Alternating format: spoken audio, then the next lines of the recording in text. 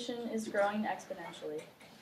According to the article Use It and Lose It by Scientific America, published in 2015, the U.S. alone makes up less than 5% of the world's population, but consumes over 30% of its resources. With that comes trash, and a lot of it. According to the article America is a Wasteland, published in 2013, the U.S. produces 254 million tons of trash annually.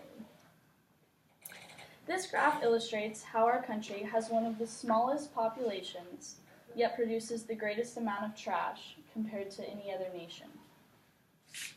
As an environmental science major, I have learned about the negative outcomes of human impacts on the Earth. We are using Earth's resources faster than they can be replenished. According to the 2009 annual report, the Global Footprint Network states, "We are demanding nature services, using resources, and creating carbon dioxide emissions at a rate 44% faster than what nature can regenerate and reabsorb.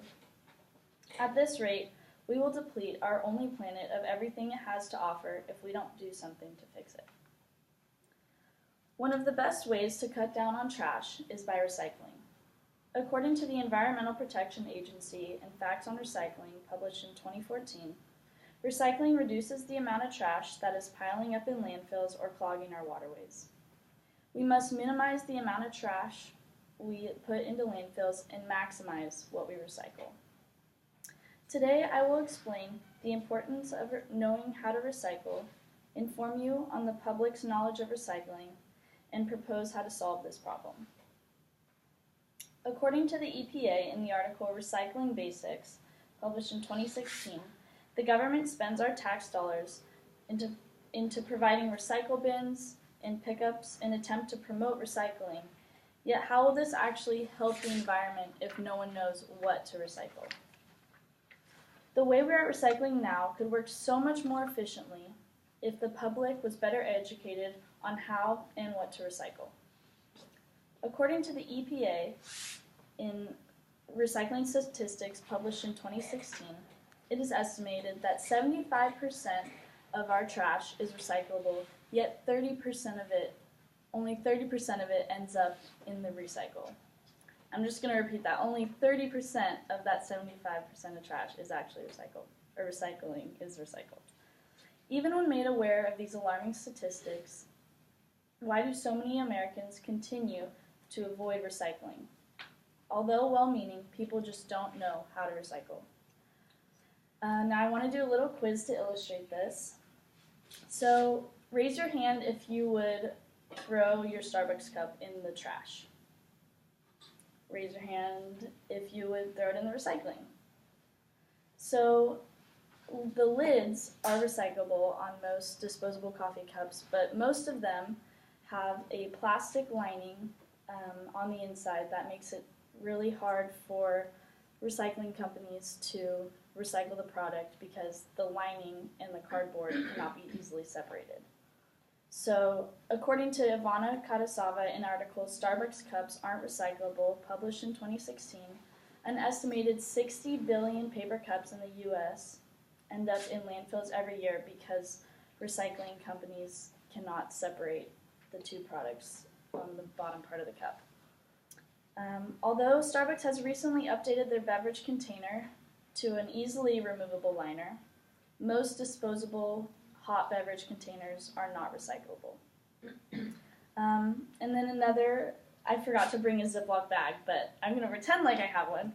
So raise your hand if you would recycle your Ziploc bag. Raise your hand if you would throw it in the trash. Ziploc bags are actually recyclable and reusable, so after just one use, one clean use, you can reuse your Ziploc bag and recycle it once you're finished. And lastly, I have a piece of aluminum foil. Raise your hand if you were to recycle this. Raise your hand if you would throw it away in the trash. So, although aluminum foil is recyclable, most recycling companies will not accept it because most aluminum foil is soiled with food. And once any product, even such as a cardboard pizza box soiled with pizza grease, or aluminum foil soiled with lasagna, it is no longer recyclable. Oh boy, not this. Okay. I admit it can be intimidating when you're standing in front of a trash can with so many options on where to toss what, and then add 3 people waiting behind you, so you panic and just throw it all in the trash, instead of sorting out what could have been recycled. According to Hillary Nixon in Information and the Decision to Recycle, published in 2009, face-to-face communication through family, friends, or school is the most effective medium to get people to start recycling. I propose that a recycling course be implemented in grade school to teach impressionable children on the importance of recycling and how to recycle. By educating young students on the how and why of recycling, they will begin to develop the skills to reduce their carbon footprint and to teach others to do the same as well. According to Don Wayne in Teaching Children to Recycle, published in 2013, kids are easily influenced, and even showing them a picture of the Great Pacific Garbage Patch can have a profound impact on their attitudes towards recycling. This course can be accomplished in just a semester, yet the benefits will last beyond a lifetime. If recycling classes were implemented, each generation will become more conscious of recycling, which will benefit our whole planet and future generations to inhabit it. This class will provide them with the knowledge and motivation to recycle.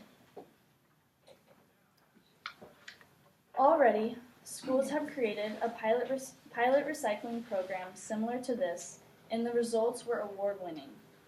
According to Boulder Valley School District, in the study on a recycling program conducted in 2012, at Boulder County School in Colorado, students showed extensive knowledge of recycling after going through an environmental education program.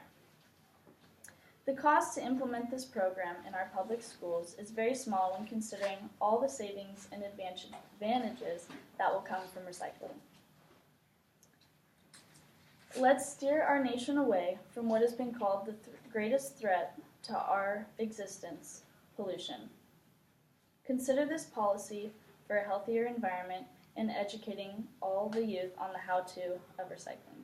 Thank you.